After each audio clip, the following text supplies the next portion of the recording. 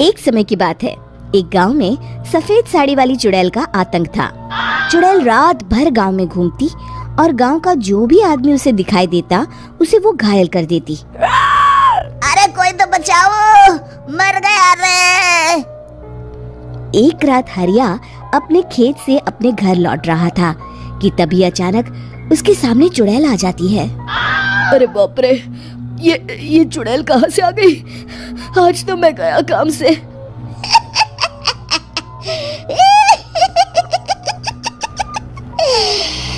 आज मुझे मेरा शिकार मिल गया। अरे चुड़ैल दीदी, मुझे छोड़ दो। जैसे ही चुड़ैल हरिया की तरफ बढ़ती है, हरिया वहाँ से भाग जाता है और अपने घर के दरवाजे पे पहुँचता है। अरे भगवान, जल्दी से दरवाजा खोलो, मेरे पीछे चुड़ैल पड़ी है। हरिया की पत्नी जल्दी से दरवाजा खोल देती है। अरे आप इतना हाफ क्यों रहे हैं? अरे मेरे पीछे चुड़ैल पड़ी है, आज तो मैं बाल बाल बच गया। जल्दी से सभी दरवाजे और सभी खिड़कियों को बंद करके बत्ती बुझा दो। तभी चुड़ैल हरिया के घर के पास पहुंच जाती है। अरे वो आदमी कहाँ गायब हो गया?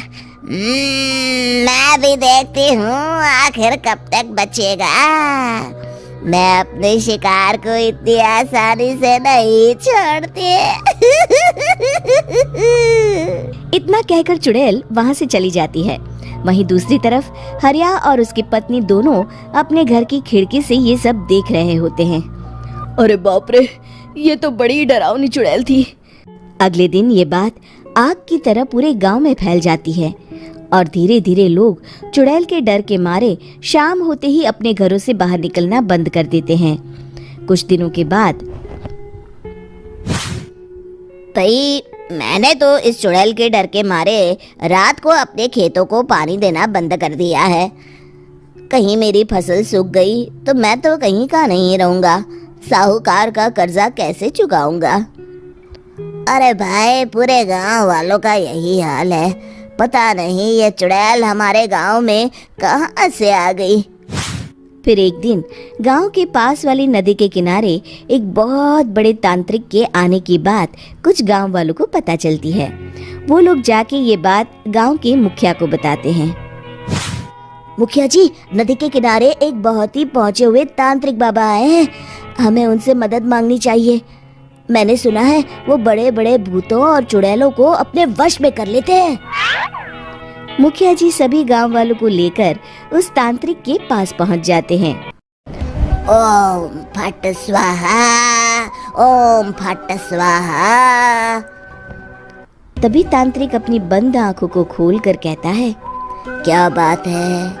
तुम सब लोग यहाँ क्यों आए हो? मुखिया जी उस तांत्रिक को सारी बात बता देते हैं। अच्छा, तो ये बात है। और तांत्रिक अपनी आंखों को बंद कर लेता है। मैं देख रहा हूँ तुम्हारे पूर्वजों ने बहुत पाप किए थे, जिससे ये गांव अब श्रापित हो चुका है। उसी के फल स्वरूप तुम्हारे गांव में चुड़ैल आई है। ये चुड़ैल बहुत खतरनाक है, ये किसी को नहीं छोड़ेगी। हे भगवान, मर गए रे, अब क्या होगा? तभी गांव के मुखिया जी कहते हैं, बाबा, इस चुड़ैल से हम सबको बचा लीजिए। कोई तो उपाय होगा। इसका सिर्फ एक ही उपाय है। सभी गांव वालों को बारी बारी हर दिन अपनी आधी फसल उस पहाड़ी के ऊपर बनी काली गुफा में छोड़ के आनी होगी।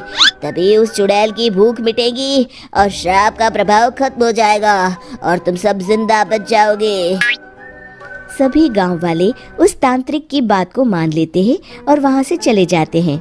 फिर अगले दिन से रोज उस गांव के लोग बारी बारी से अपनी आधी फसल उस काली गुफा के पास जाकर रखाते। कुछ दिनों बाद हरिया की बारी आती है। बाप रे, आज तो मेरी बारी है उस काली गुफा में जाने की। क्या करूं? वो तो बड़ी खतरनाक चुड़ैल है। मेरे तो हाथ पैर कांप रहे हैं। फिर हरिया डरते डरते अनाज की बोरियां अपनी बैलगाड़ी में लाद देता है। तभी हरिया की पत्नी उससे कहती है, देखो जी, संभल के जाना और किसी भी हालत में शाम होने से पहले वापस आ जाना। उस चुड़ैल का कोई भरोसा नहीं है जी। हरिया बैलगाड़ी में बैठते हुए कहता है, भगवान, मैं क्या वापस आऊंगा? लगता है अब तो मेरी खबर ही आएगी। इतना कहकर हरिया वहां से चला जाता है। रास्ते में जंगल से गुजरते हुए हरिया की बैलगाड़ी का एक चक्का बड़े गड्ढे में फंस जाता है। हे भगवान, अब ये क्या मुसीबत है? हरिया नीचे उतर के पूरी ताकत से अपनी बैलगाड़ी को गड्ढे से निकालने की कोशिश करता है। बहुत देर मेहनत करने के बाद हरिया की बैलगाड़ी उस गड्ढे से बाहर निकल जाती है। हे भगवान, अब तो शाम होने वाली है। आज तो मैं गया काम से। जैसे तैसे हरिया काली गुफा में पहुंच जाता है। अरे मर गया रे, यहाँ तो चारों तरफ डरावना माहौल है।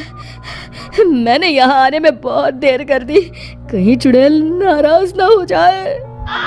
हरिया अनाज की बोरियां वहां रख के जैसे ही जाने लगता है, तभी उसे किसी के आने की आवाज सुनाई देती है।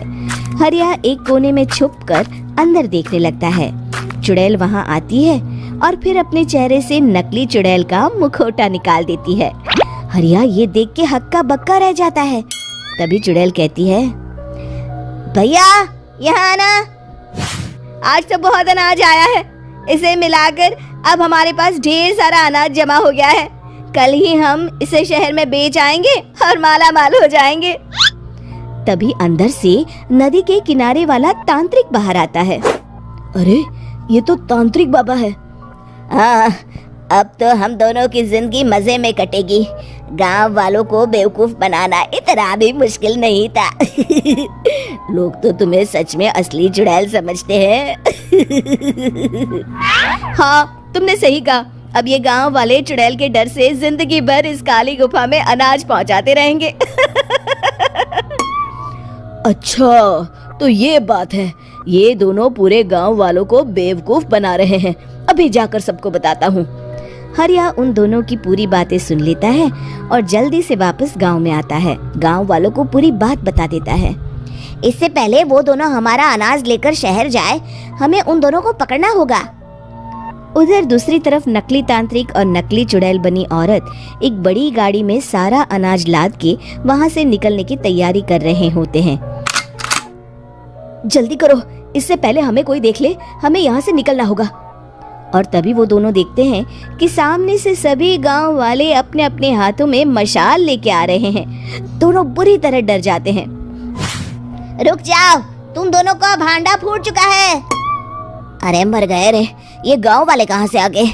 तुमने क्या सोचा इतनी आसानी से यहाँ से निकल जाओगे? ये अनाज हमने अपने खून पसीने से दिन रात खेतों में मेहनत करके उगाया है। दोनों मुखिया जी के पैरों में गिर जाते हैं। हमें माफ कर दीजिए, हम दोनों एक नंबर के कामचोर हैं। बिना मेहनत किए पैसे कमाना चाहते थे। हाँ, अब हम आगे से मेहनत मजदूरी करके पैसे कमाएंगे। हमें कुछ मत करना, हमें छोड़ दीजिए। इतना कह के दोनों गांव छोड़ के भाग जाते हैं और सभी गांव वाले फिर से खुशी खुशी रहने लगते हैं। शिक्षा, तभी तो कहते हैं कि किसी भी समस्या का समाधान केवल सूझबूझ से ही करना चाहिए और कभी हिम्मत नहीं हारनी चाहिए। दोस्तों, हमें उम्मीद है कि आपको हमारी ये कहानी पसंद आई होगी। कृपया हमारे चैनल को सब्सक्राइब करें और सभी अपडेट्स के लिए बेल आइकन जरूर दबाएं। और हाँ, वीडियो लाइक और शेयर करना मत भूलिएगा। Bye bye.